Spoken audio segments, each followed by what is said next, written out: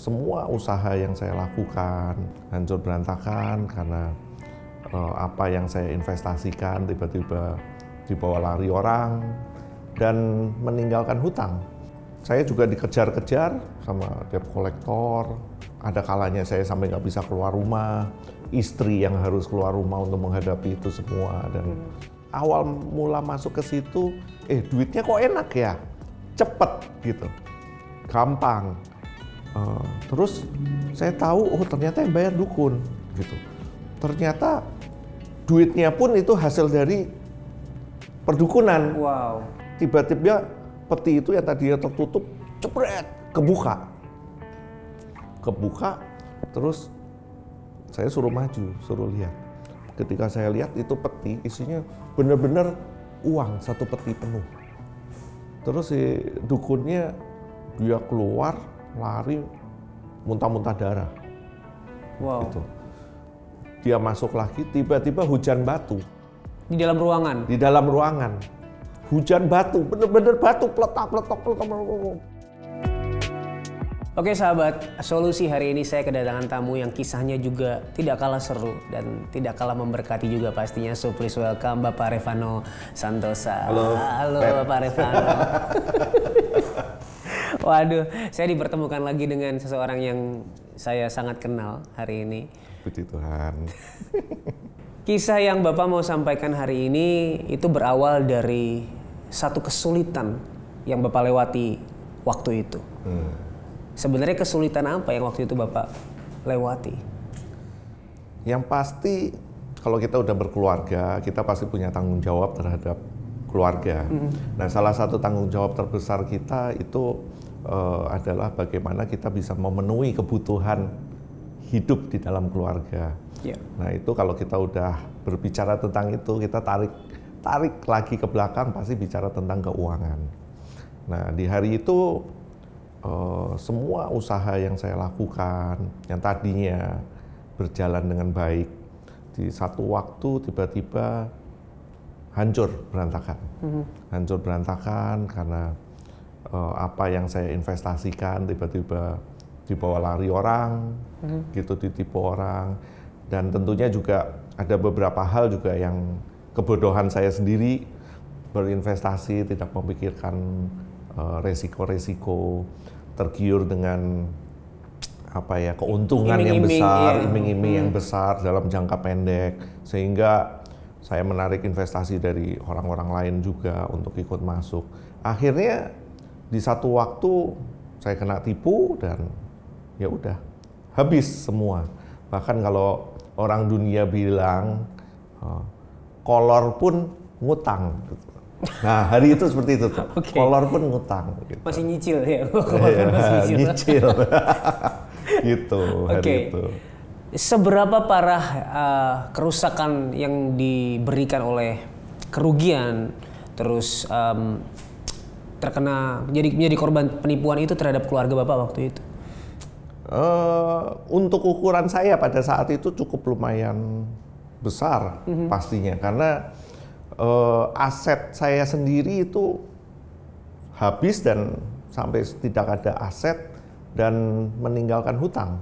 Jadi kebayang ya, tadi yang saya bilang kolor pun ngutang. Itu kenapa? Karena ya hutang dan aset lebih besar hutang. Jauh. Dan yang lebih parahnya lagi, saya juga dikejar-kejar sama debt kolektor, sehingga tiap hari itu harus menghadapi banyak hal yang menakutkan pada saat itu. Ada kalanya saya sampai nggak bisa keluar rumah, istri yang harus keluar rumah untuk menghadapi itu semua, dan ya itu cukup satu pengalaman yang cukup lumayan pahit ya di dalam keluarga. Dan itu juga berdampak kepada istri tentunya ya, yang harus pastinya keluar menghadapi orang-orang yang datang itu. Pastinya. Lalu apa yang istri lakukan hari itu dan Bapak lakukan hari itu? Ya, ada luka pastinya dalam diri saya, dalam diri istri saya ada luka. Dan hari itu kita meninggalkan Tuhan, pastinya meninggalkan Tuhan. Kita jauh dari Tuhan. Dan saya tidak mau berdoa lagi pada saat itu. Setelah itu Bapak memilih untuk menyelesaikan masalah hutang tersebut, masalah keuangan tersebut, masalah keluarga dengan cara Bapak sendiri yang adalah terjun ke dunia okultisme. Sebenarnya tidak langsung. Oke. Jadi sebenarnya ketika saya menghadapi permasalahan itu semua, saya tahu bahwa ada banyak yang harus saya bayar. Pada saat itu, tiba-tiba ada satu penawaran pekerjaan yang saya pikir wah ini cukup lumayan nih gitu. Pekerjaan apa? Hari itu pekerjaan untuk menjual barang-barang bekas, besi bekas, barang-barang antik, gitu-gitulah. Dan saya lihat kok ini nggak begitu susah gitu, nggak begitu susah, uangnya enak, hasilnya besar. Jadi ya udah deh, saya coba jalani itu gitu. Tentunya ada modal yang harus keluar. Nah modal yang harus keluar, saya utang lagi dari itu untuk bisa mempunyai modal untuk bisa jualan itu, gitu loh. Nah ketika jualan itulah ini pintu masuk ke dalam dunia okultisme itu. Gimana dari jualan bisa masuk ke okultisme? Oke. Jadi kan saya jual barang bekas, jual barang-barang antik gitu. Nah, si pembelinya kan saya awalnya nggak ngerti siapa. Tapi waktu saya udah jual, udah transaksi. Nah, ini awal mulanya saya ke Jawa Timur, pembelinya ternyata seorang dukun. Saya waktu masuk rumahnya, waduh rumahnya itu dindingnya kanan kiri itu udah gambar Nyi Roro Kidul gitu, gambar yang mistis-mistis semua. Belum masuk rumahnya udah bau dupa. Wah pokoknya udah serem gitu kan. Nah itu pertama kalinya. Tapi duitnya gampang gitu loh. Jadi apakah yang dia beli itu memang benda antik yang keramat sehingga dia tertarik untuk membelinya? Ceritanya seperti itu. Saya jujur nggak ngerti karena saya bukan bidangnya di situ. Barang antiknya ini benar-benar antik keramat atau enggak. Yang pasti apa barang yang saya jual, saya tawarkan, beliau mau. Nah, gitu aja kan. Nah, ternyata yaitu ini titik masuk awalnya. Nah, saya sendiri sebenarnya begini. Saya ini punya sifat yang pengen taunya besar. Iya, penasarannya gitu. Ingin besar. tahuannya penasaran gitu. Nah, waktu saya masuk, awal mula masuk ke situ, duitnya kok enak ya, cepet gitu, gampang. Terus saya tahu, oh ternyata yang bayar dukun gitu. Ternyata duitnya pun itu hasil dari perdukunan. Wow. Nah, saya mikir, oh bisa juga ya seperti itu ya. Nah, dari situlah saya baru dengar ada istilah narik duit. Narik uang gitu. Jadi narik ATM ya. Jadi narik uang nggak cuma di ATM, ada di situ juga ada gitu. Narik uang di situ. Saya baru tahu dan saya melihat dengan mata saya sendiri. Kejadian itu ada. Nah, rasa penasaran saya yang besar, keingintahuan saya yang besar itu membawa saya masuk lebih dalam lagi di dalam dunia itu. Lama-kelamaan jual barang antiknya udah nggak di sana lagi, tapi lama-kelamaan saya malah menekuni melihat ini gimana sih ini cara kerjanya. Oh, ternyata dapat duitnya caranya seperti ini. Ada modal loh yang harus keluar. Modal yang harus keluar apa? Misalnya beli minyak. Minyak apa? Ada minyak khusus yang harus dibeli. Sebagai syarat dari ritualnya. Sebagai syarat untuk ritual. Dan minyak itu harganya nggak murah.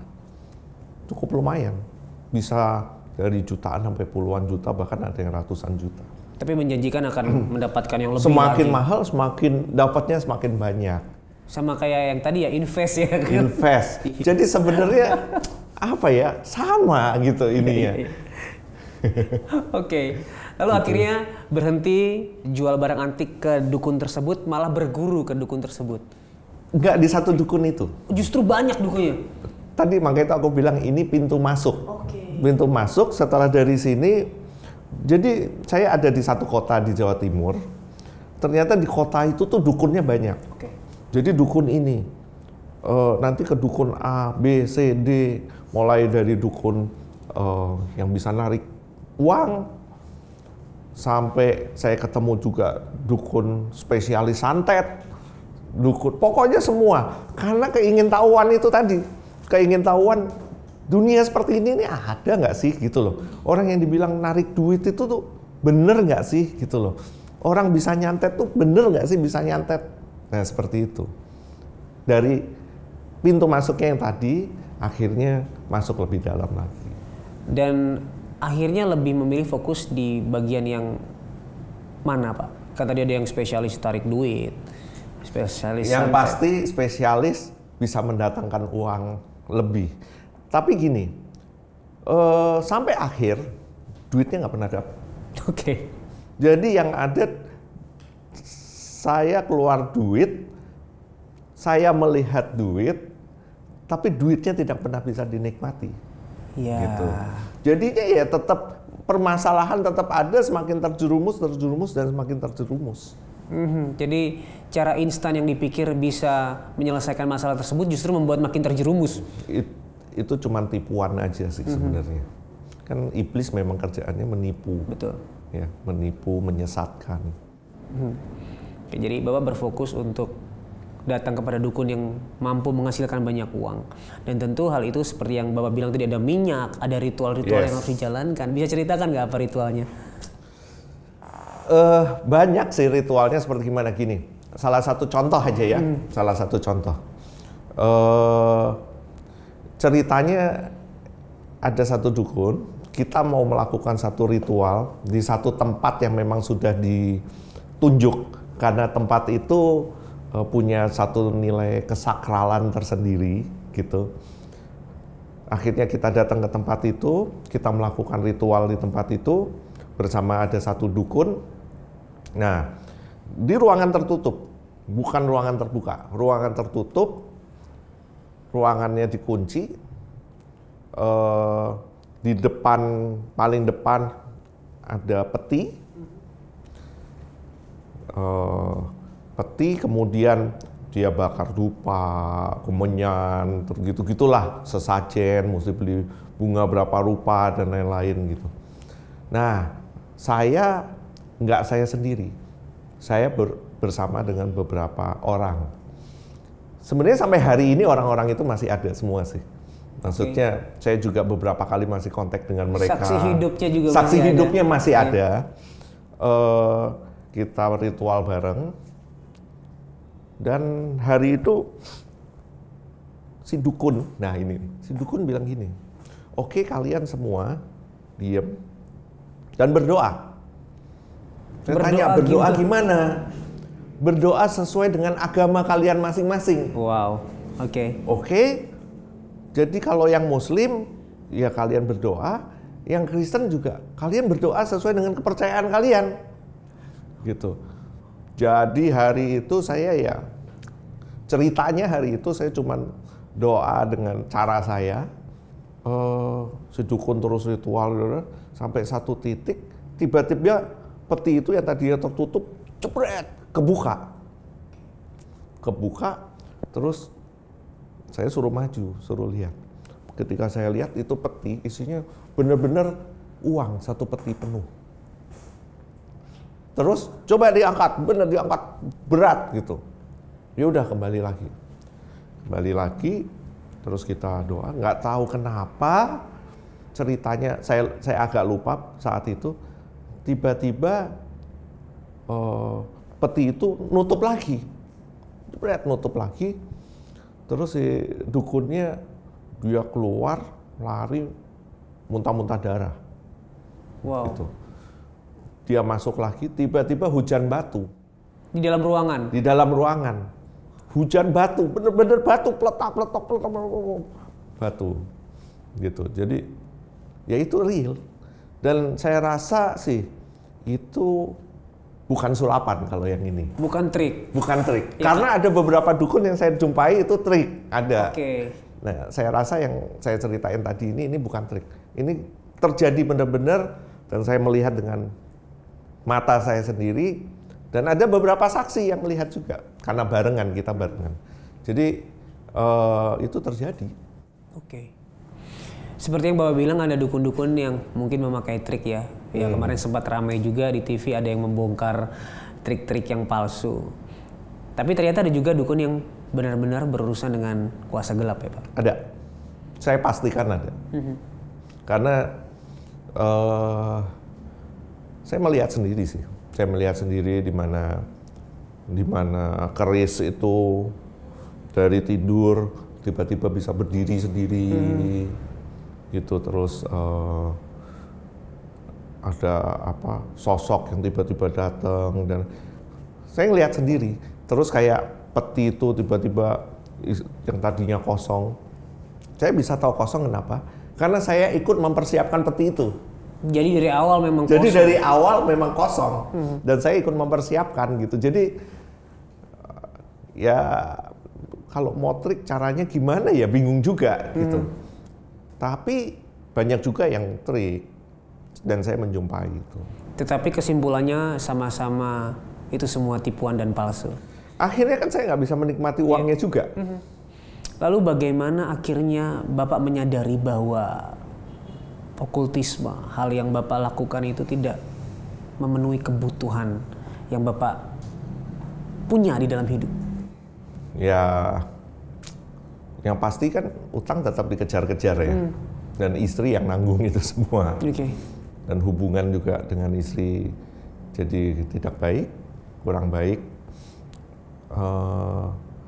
Nah di situ, saya percaya gini, ketika kita memang sudah dipilih sama Tuhan, ini semua adalah bagian perjalanan hidup kita, journey dari iman kita sebenarnya kan, gitu loh. Nah. Mau seperti apapun kita jalan, mau jatuhnya seperti apapun kita. Seperti di Mazmur bilang, sekalipun aku jatuh, tidak sampai tergeletak. Karena Tuhan beserta dengan kita. Jadi satu waktu, tiba-tiba pikiranku yang sebelumnya seperti terhipnotis itu, terbuka. Terbuka dan akhirnya ya kembali ke situ, kembali ke Tuhan. Ya puji Tuhannya justru dengan cara-cara yang tidak pernah aku pikirkan sebelumnya, hutang-hutang itu semua terlunasi. Pelan-pelan terlunasi. Pelan-pelan terlunasi. Istri yang nggak pernah punya pengalaman jadi marketing properti, karena terdesak jadi marketing properti, tiba-tiba bisa jual hotel, bisa jual komisinya bisa untuk bayarin, akhirnya ya banyak teman-teman juga yang membantu, akhirnya puji Tuhan hari ini semuanya beres, gitu, dan ya itu luar biasanya Tuhan. Oke, amin. Nah, kalau kita tarik dari awal mula permasalahan ini terjadi. Bapak bilang bahwa itu dari keinginan hati Bapak memuaskan hawa nafsu sehingga berinvestasi dengan penuh nafsu ya, tanpa mikir resikonya, sampai akhirnya pun masuk ke dalam dunia okultisme. Itu semua berhubungan dengan keinginan yang ada di dalam hati, desire yang ada di dalam hati. Nah itu bagaimana Bapak melihat itu? Oke. Sebenarnya apa yang saya lakukan, perjalanan hidup yang tadi saya lakukan ini, orang banyak bilang, wah, seorang Revano melakukan okultisme. Gitu ya, okultisme. Kita mesti ngerti dulu definisi okultisme ini apa sebenarnya, gitu kan. Apa sih okultisme ini? Okultisme adalah ketika kita menyembah sesuatu, kita nggak menyembah Tuhan yang benar, tapi kita menyembah Tuhan yang lain, atau Tuhan yang salah. Dan tujuannya adalah untuk mendatangkan keuntungan buat pribadi kita,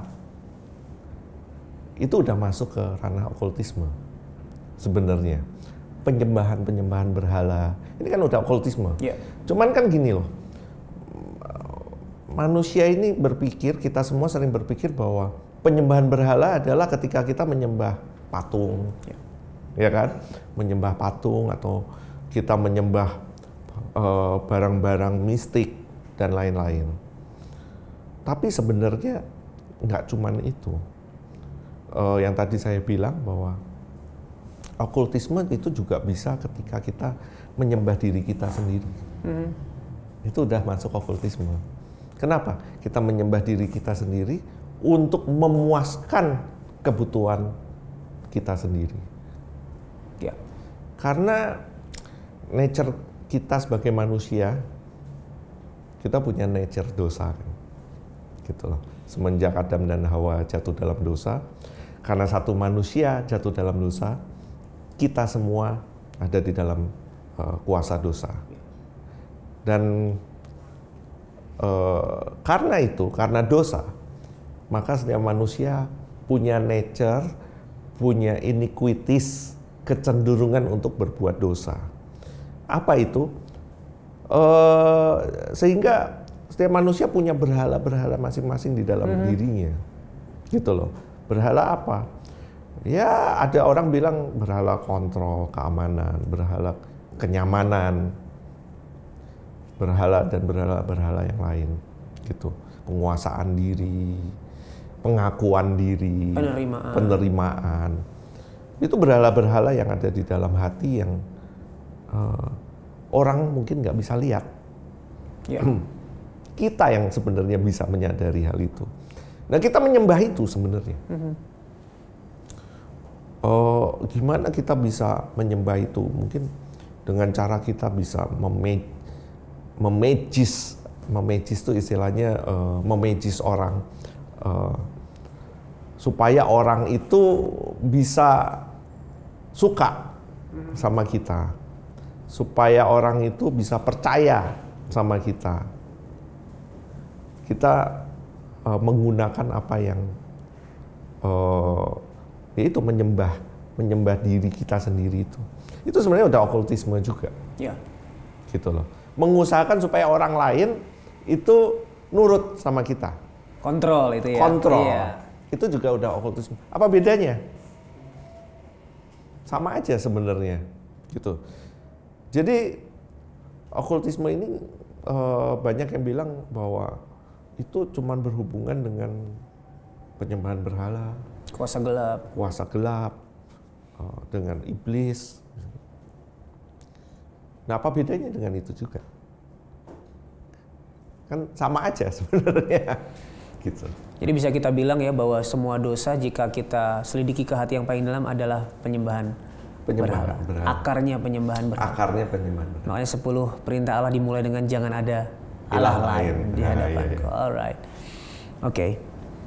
Lalu bagaimana waktu itu akhirnya Bapak bisa keluar dari dunia okultisme? Apa yang pertama kali menyadarkan hati Bapak? Kalau secara spesifik nih, terus tiba-tiba sadar gitu. Saya sih nggak melalui hal itu. Karena mungkin ya dari kecil tadi saya cerita saya udah Kristen gitu ya. Tapi yang pasti melihat keadaan juga bahwa kok ini kok jadi semakin nggak benar, semakin terjerumus, dan kayak ada kekosongan, yang nggak bisa match gitu loh. Akhirnya saya tahu bahwa oke, aku harus kembali ke Tuhan. Dah itu aja titiknya sebenarnya itu. Ketika ada satu titik, saya ketemu dengan satu dukun.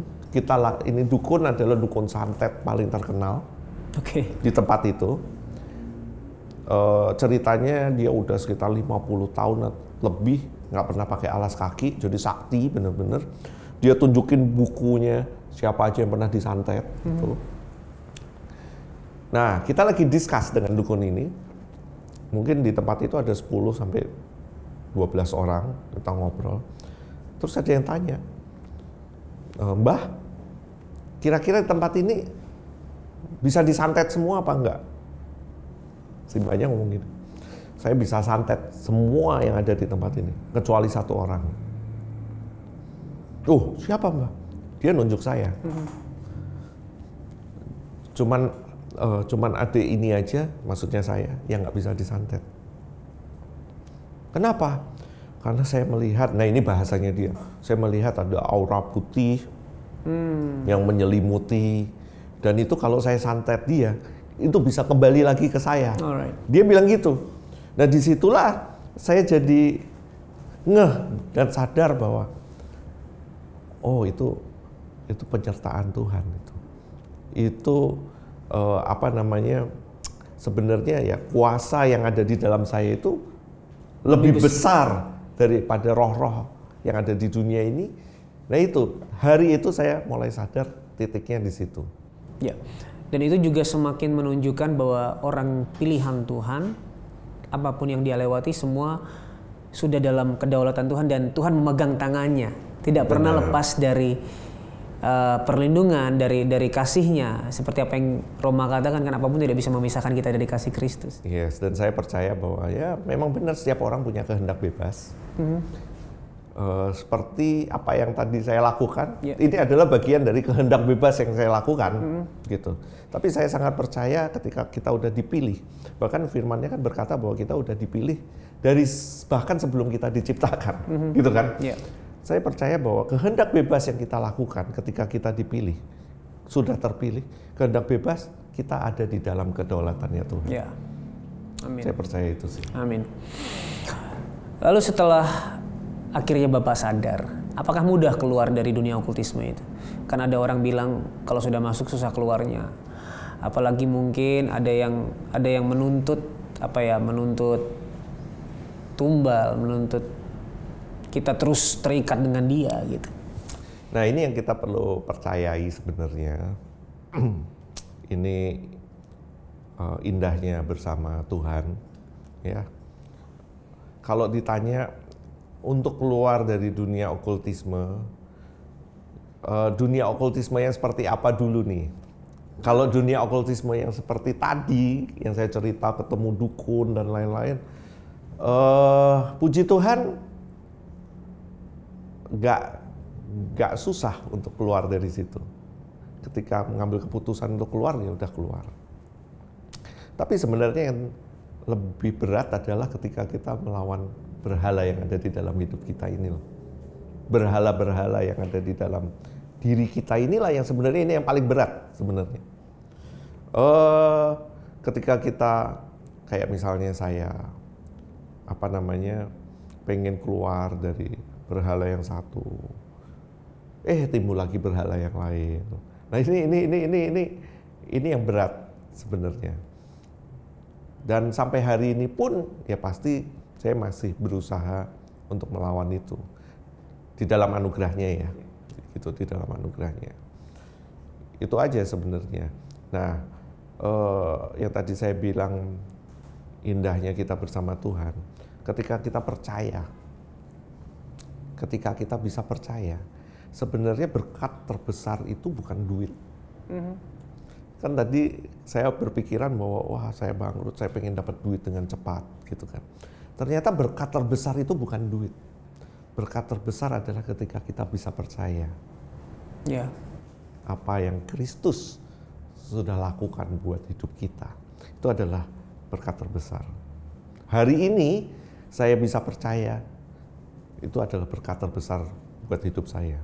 Nah, ketika saya udah bisa percaya, sebenarnya hal-hal yang tadi dibilang ada tumbal gitu kan, ada kita bisa diserang atau apa, percayalah.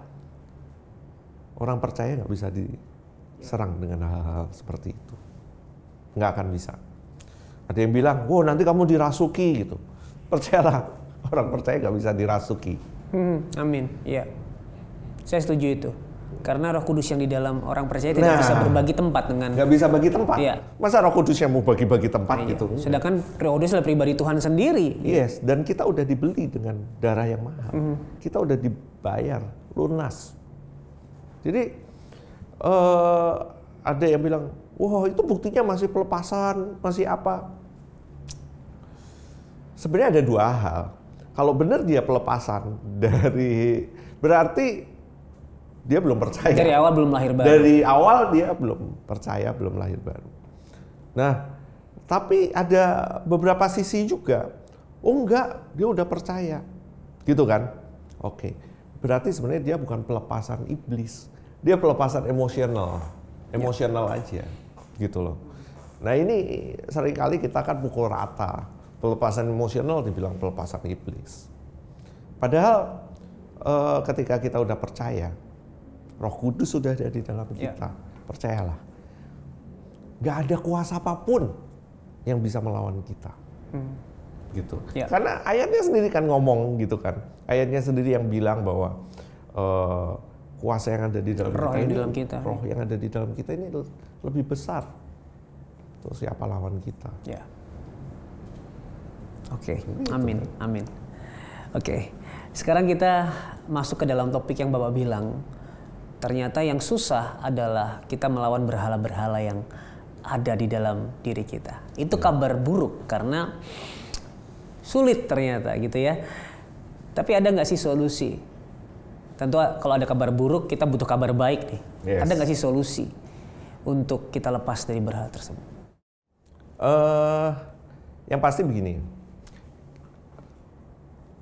Inilah kadang-kadang kita sering terjebak dengan agama. Ya, agama. Karena ketika kita mau melepaskan, kita sadar bahwa kita berdosa. Kita sadar kita nggak layak. Gitu kan? Kemudian apa yang kita cari? Kita berusaha mencari agama, religion, gitu. Nah, apa sih agama? Agama adalah apa yang kita perbuat, apa yang kita usahakan untuk mendapat perkenanan Tuhan. Itulah agama, gitu.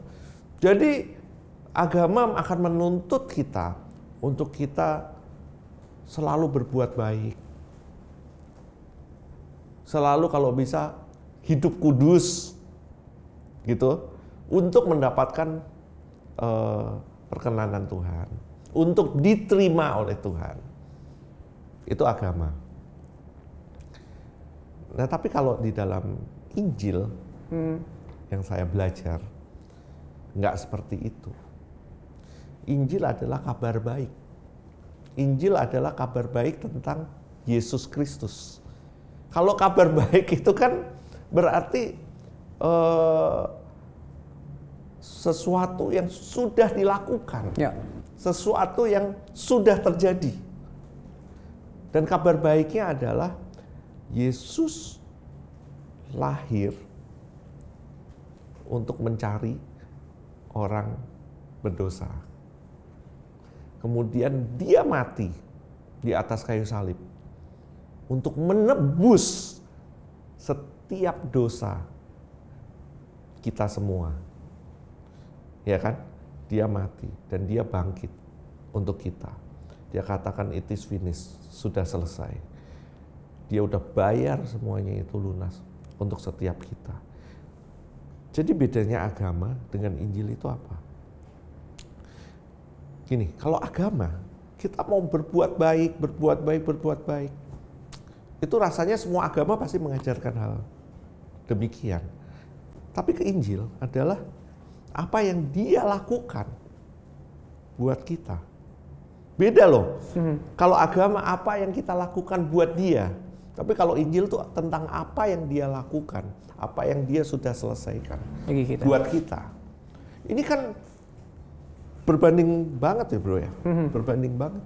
Jadi, nah kita harus menyadari tentang hal itu. Maka itu di Roma 1 dibilang bahwa Injil adalah kekuatan Allah yang menyelamatkan setiap orang yang percaya. So, kehendak Bapa apa sih? Kehendak Bapa adalah kita percaya kepada Kristus, kepada anaknya. tentang apa yang dia sudah lakukan. Kita percaya bahwa dia udah menebus kita. Kita percaya bahwa dia udah menyelesaikan semuanya buat kita.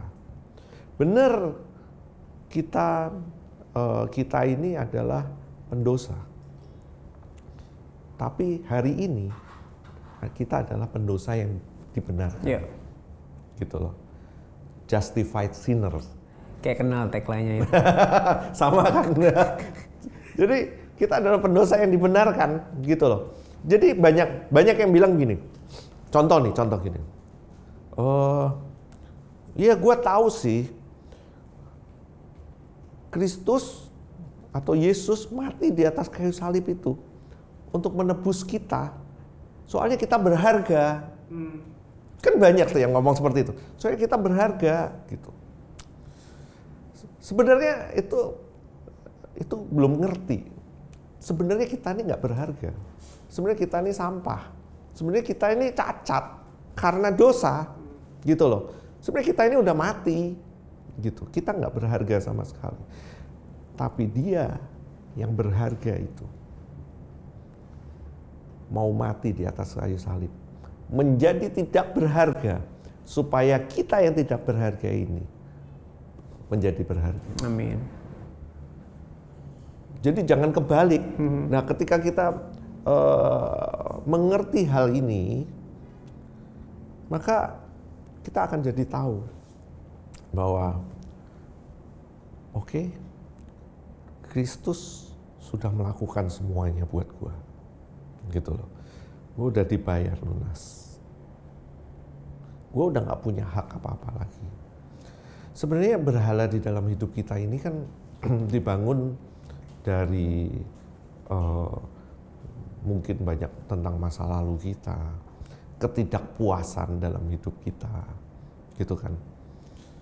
Dan sebenarnya itulah yang dibayar oleh Yesus di atas kayu salib, semuanya, gitu loh. Nah, memang kita dalam melawan ini nih, selama kita masih hidup di dunia ya,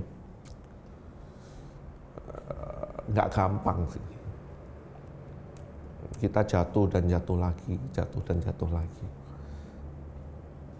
Tapi yang terpenting adalah kesadaran akan keberdosaan kita itu lebih penting. Kita sadar bahwa kita ini orang berdosa. Kita sadar bahwa kita ini butuh Kristus. Ya. Maka itu ada yang bilang bahwa yuk kita selalu pandang salib Kristus. Pandang salibnya.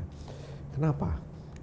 Karena di atas kayu salib itu sebenarnya terjadi pertukaran. Semua kelemahan kita itu ditukar semua di atas kayu salib. Sebenarnya seperti itu sih. Iya, iya. Jadi di dalam melawan berhala dalam hidup kita, solusinya bukanlah berusaha lebih keras, tetapi justru semakin bergantung kepada kasih karunia Yesus Kristus. Karena Titus 3 kan bilang bahwa engkau diselamatkan bukan karena perbuatan baik loh. Itu jelas ditulis, bukan karena perbuatan baik yang sudah engkau lakukan, tapi semua karena anugerah. Di Efesus dibilang bahwa engkau diselamatkan bukan karena perbuatan, bukan karena usahamu, gitu. Yes, ketika Roh Kudus ada di dalam kita, buah yang dihasilkan itu perbuatan baik. Itu adalah perbuatan baik. Gitu. Tapi bukan kita mengusahakan perbuatan baik, beda ya. Gitu. Tapi itu buah adalah perbuatan baik. Karena kalau kita mau bicara tentang perbuatan baik, sebenarnya perbuatan baik itu seperti apa sih? Apakah yang kita lakukan ini pasti baik? Gitu. Karena firman-Nya juga bilang bahwa nggak ada yang baik. Yang baik cuma satu. Kristus itu sendiri, Yesus itu sendiri. Gitu. Kita sadari atau kita nggak sadari, apapun yang kita lakukan hari ini pasti ada pro dan kontra. Ada satu sisi bilang, oh ini baik, ada satu sisi bilang bahwa ini nggak baik. Dan itu selalu. Gitu. Jadi, kita mau mengusahakan perbuatan baik untuk melawan semua berhala kita. Ya nggak akan pernah bisa berhasil. Karena kita butuh Dia, kita butuh Kristus. Ya, ya. Dengan mengingat apa yang Kristus sudah selesaikan bagi kita ya. Yes. Pastinya. Mungkin kalau bisa disimpulkan ya. Contoh nih ya, berhala penerimaan. Kan kita melakukan segala hal agar kita diterima oleh orang. Lalu bagaimana melawannya? Bukan dengan kita berusaha gitu. Saya punya contoh nih. Punya contoh nih. Kebetulan contohnya berhala penerimaan. Aku nih berhala penerimaannya besar sekali.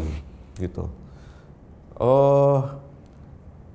Saya merasa bahwa saya butuh orang, gitu kan? Saya butuh orang, dan pengalaman masa lalu saya itu yang membuat berhala penerimaan saya menjadi besar. Gitu. Jadi contohnya apa? Wah, kalau saya lagi khotbah nih, ya, lagi khotbah, terus ditepuk tanganin gitu, amin atau apa? Happy-nya luar biasa. Ini adalah salah satu jebakan berhala penerimaan. Saya berusaha untuk saya diterima. Ya. Gitu kan? Nah, ada satu hari saya menyadari akan berhala saya itu.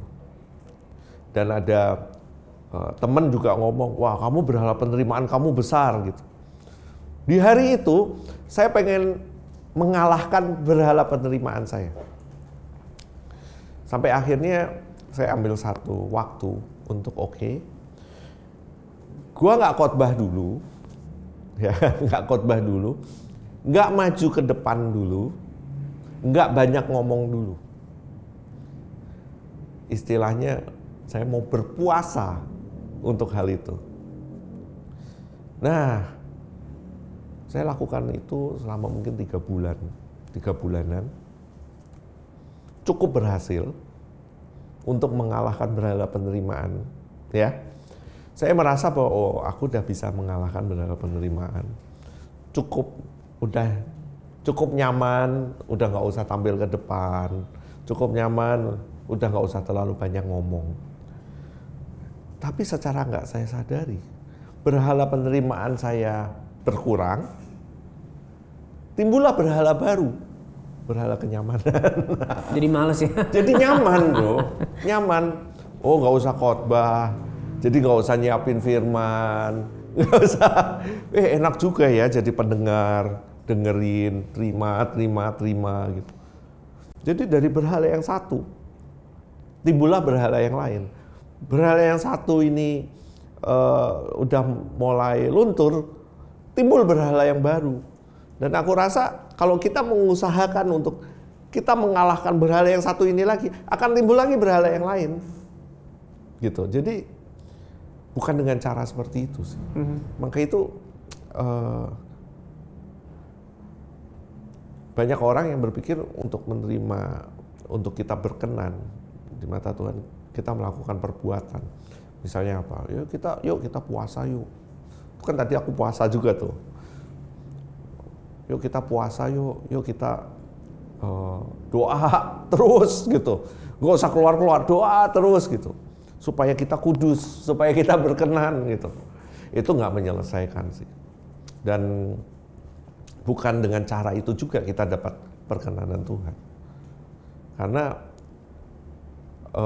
keselamatan itu bukan kita yang tentukan. Dia yang tentukan. Buat setiap kita. Oke. Ya, kalau saya boleh tambahin sebuah kesimpulan mungkin ya, bahwa berhala penerimaan, kita melakukan segala hal untuk diterima orang, tidak bisa kita kalahkan dengan cara kita stop berusaha untuk mencari penerimaan, tapi dengan mengingat bahwa dengan pengorbanan Kristus di kayu salib, kita mendapatkan penerimaan terbesar, yaitu kita yang tadi jadi tolak karena dosa kita sekarang diterima di hadapan Allah. Itu yang membuat kita tahu bahwa ternyata penerimaan manusia itu nggak ada artinya dengan apa yang Yesus kerjakan. Karena Kristus, karena Yesus, dia siapa? Dia kan raja, segala raja. Dia penguasa, dia yang memiliki seluruh dunia ini. Dia turun ke dunia. Sebenarnya dia adalah manusia yang paling diterima. Harusnya. Seharusnya. Tapi ketika dia mati di atas kayu salib, kenapa dia bisa disalib? Dia menjadi orang yang paling tidak diterima. Ya. Supaya apa? Supaya kita yang memiliki berhala penerimaan ini diterima oleh Bapa. Ya. Gitu loh. Bukan diterima oleh dunia lagi. Ya, itu dia. Tapi diterima oleh Tuhan. Oke. Nah, Yesus sudah melakukan pertukaran itu di atas kayu salib. Buat setiap berhala-berhala kita. Amin, amin. Oke. Tentunya ada banyak sahabat solusi yang hari ini terjebak di dalam penyembahan berhala. Mungkin penyembahan berhala yang memang berbentuk okultisme yang literal ya, melakukan relasi dengan kuasa gelap, maupun penyembahan berhala yang ada di dalam hati setiap sahabat solusi. Boleh nggak sih kasih satu message buat sahabat solusi hari ini? Oke. Yang pasti ketika kita menghadapi permasalahan, kita tahu, kita sadar, kita berdosa, cari Tuhan. Cari Tuhan itu dalam arti bahwa kita harus mengerti akan apa yang Dia sudah selesaikan buat kita. Bahwa Yesus sudah menyelesaikan semuanya itu buat kita. Dan fokuslah kepada Kristus sendiri, gitu. Bukan kepada perbuatan apa yang harus kita usahakan, bukan ke situ. Tapi fokus kepada Kristus sendiri. Karena banyak hal terjebak dengan hal seperti itu. Bahkan di dalam gereja, kita mencari mujizat. Ya kan, sering kita mencari mujizat.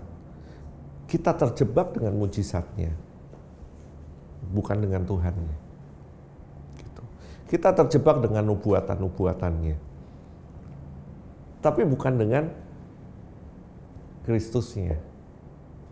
Kita sibuk dengan ngusir-ngusir setan, tapi bukan dengan Kristusnya. Maka itu kan ada ayat yang bilang bahwa di hari yang terakhir ini bukankah aku sudah mengusir setan demi namamu? Bukankah aku sudah bernubuat atas namamu? Bukankah aku sudah banyak melakukan mujizat atas namamu? Tapi aku tidak mengenal engkau, nyala engkau pembuat kejahatan. Ditulis seperti itu kan. Kenapa? Karena ternyata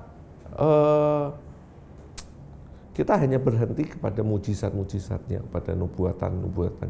Dan kita lebih percaya di situ daripada Tuhan, ya, daripada Kristusnya. Gitu. Padahal kalau kita baca ayat sebelumnya, yang melakukan kehendak Bapa saja. Apa itu? Melakukan kehendak Bapa itu apa? Percaya kepada Kristus, anaknya. Percaya kepada Kristus. Fokus ke situ aja. Oke. Dan kita sadari bahwa bukan agama yang menyelamatkan kita. Oke. Dan buat sahabat solusi yang mungkin benar-benar terlibat dalam praktek okultisme dengan kuasa gelap, langkah apa yang mereka harus lakukan hari ini? Yang pasti keluar dari situ, tapi keluar dengan pemahaman yang benar bahwa Dia sudah menyelesaikan semuanya buat kita. Yang kedua, nggak usah takut untuk keluar. Kadang-kala kita ketika kita mau keluar, kita tuh nggak berani melangkah karena kita takut.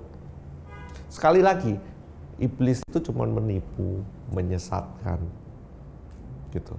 Jadi ketika kita mau keluar, takut nanti anak istri gimana, nanti ada tumbal, nanti ada apa, nanti ada kutuk, ada apa. Nah, itulah yang membuat kita nggak bisa keluar. Padahal ketika kita percaya sama Kristus, kita percaya penuh, ini nggak akan bisa kok nyerang kita. Jadi jangan takutlah dengan hal kayak gitu. Oke. Dua yang terakhir. Jadi tadi kan kita berusaha memakai cara kita sendiri. Bapak berusaha memakai cara Bapak untuk keluar dari masalah. Itu kan berarti tidak mempercayakan hidup sepenuhnya kepada Tuhan. Bagaimana caranya kita benar-benar bisa mempercayakan hidup kita sepenuhnya kepada Tuhan, sedangkan mungkin situasinya tidak mengenakan di sekitar kita. Mungkin ada hutang, ada kesulitan ekonomi, sakit penyakit. Kadang kan kita, wah, aku udah mempercayakan hidup, tapi kenapa kondisinya seperti ini? Bagaimana kita bisa percaya kepada Tuhan sepenuhnya dengan kondisi yang tidak baik? Kan nggak ada juga dibilang bahwa ketika kita percaya pada Tuhan, maka kita akan semuanya akan baik-baik saja. Gitu. Bahkan kalau kita lihat murid-muridnya, semua martir semua, gitu kan? Jadi ini salah satu pemahaman yang salah juga, bahwa ketika kita percaya, ketika Tuhan pegang kita akan selesai nih semua dari permasalahan di dunia ini. Yes, kita akan selesai nanti di kehidupan kita bersama Kristus, gitu, di kehidupan kekal kita. Tapi hari ini, ya karena kita masih hidup di dunia, dan dunia ini udah jatuh di dalam dosa, dan nature kita ini adalah nature dosa, maka dari itu, ya yang penting adalah kita percaya, kita berserah kepada Dia. Kita percaya bahwa Dia udah menyelesaikan semua buat kita. Semua permasalahan yang ada, ya kita hadapi aja. Tetap harus dihadapi. Oh iya, hadapi. Ketika kamu tidak menghadapi permasalahan itu, berarti kan kamu masih berlindung di balik berhala kamu sebenarnya. Gitu kan? Kita hadapi aja, gitu. Kita percaya, aduh nanti kalau mati gimana? Lah kan udah di dalam Kristus. Bahkan Paulus bilang, mati adalah satu keuntungan, gitu kan? Jadi pikiran-pikiran kita ini kadang-kadang yang membuat langkah kita ini salah. Tapi kembali lagi bahwa percayalah, ketika kita sebagai orang yang sudah dipilih dan kita percaya, semua kehendak bebas kita ini di dalam kedaulatannya. Gitu loh. Dan Allah turut bekerja dalam segala hal untuk mendatangkan kebaikan bagi ya, orang yang dipilihnya. Ya. Kebaikan menurut cara pandang Dia. Tuhan, ya. Nah ini, kadang-kadang kita masih pakai mata kita nih, bukan matanya Tuhan, gitu.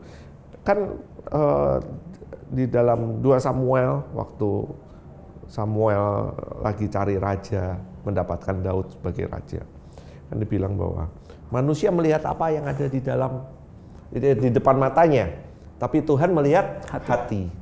Gitu. Jadi memang manusia ini seringkali jatuh karena cara pandang. Ya. Cara pandang itu cara pandang manusia, bukan cara pandang Tuhan. Padahal kalau kita melihat dari cara pandang Tuhan, ya percaya, meskipun kita dalam masa yang kita pikir tidak enak, tapi ini akan mendatangkan kebaikan buat kita. Hari ini nih, kalau aku melihat ke belakang, waktu aku menjalani masa-masa kelam yang tadi, seakan-akan kan, oh ini Tuhan ada di mana, gitu kan? Seakan-akan ini nggak baik. Gitu. Tapi hari ini, ketika aku melihat ke belakang, ternyata Tuhan baik. Ya. Baru bisa ngomong sekarang, ternyata Tuhan baik. Dan aku mengucap syukur aku bisa melalui itu semua. Kenapa? Karena hari ini aku bisa mengucap syukur, benar-benar mengucap syukur atas semua kasih karunia-Nya. Mungkin kalau aku nggak melewati hal itu, aku akan hari ini mungkin aku juga nggak ngerti loh. Kalau Tuhan itu begitu besar, kasih karunia-Nya sangat berharga. Amin. Terakhir Pak Revano, boleh nggak sih berdoa bagi sahabat solusi hari ini? Oke. Let's go. Mengucap syukur Tuhan untuk pertemuan kami pada hari ini mengucap syukur untuk setiap anugerah yang sudah Kau curahkan atas setiap kami. Mengucap syukur untuk setiap apa yang Engkau sudah kerjakan dengan sempurna, Engkau sudah selesaikan dalam kehidupan kami Tuhan. Hari ini kami mau berdoa untuk sahabat-sahabat solusi dimanapun mereka berada, apapun masalah yang mereka hadapi hari ini. Tuhan, biarlah mereka mengerti akan karya-Mu yang begitu besar dalam hidup mereka. Dan kehendak-Mu yang sempurna itu boleh terjadi atas kehidupan mereka. Biarlah mereka boleh percaya penuh atas apa yang Engkau sudah lakukan di atas kayu salib buat setiap mereka. Terima kasih Tuhan, kami percaya bahwa semua permasalahan mereka, apapun masalah yang mereka hadapi, ini semua boleh terjadi karena semua juga untuk kebaikan bagi mereka. Terima kasih Tuhan, kami serahkan sahabat-sahabat solusi dimanapun mereka berada.